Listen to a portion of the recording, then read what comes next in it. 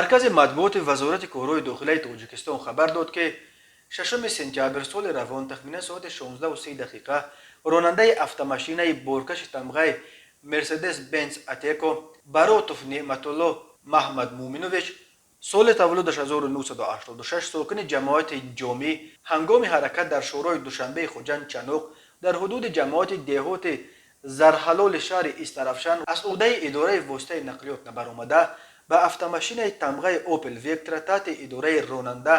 جمالوف ابیبولا баротович سال تولدش 1966 ساکن دهه زرنسار شهر استرافشان برخورده است. در نتیجه مسافر داخل автомашинаи тамғаи اوپل ویکتر احمدجانوف رستم محمدیویچ سال تولدش 1968 ساکن استرافشان جراحت وزنی جسمانی برداشته در جای حادثه به هلاکت رسیده است. خود راننده автомашинаи тамғаи اوپل ویکتر جمالوف و دیگر مسافرانش نیاز محمد و حسنیه سال تولدش 1964 و نیاز محمد و زلیخا سال تولدش 1996 استقامت کنندگان نایه شهرستان جراحت‌های جسمانی برداشته در بیمارخانه بستری گردیدند. از روی این حادثه تحقیقات ادامه دارد.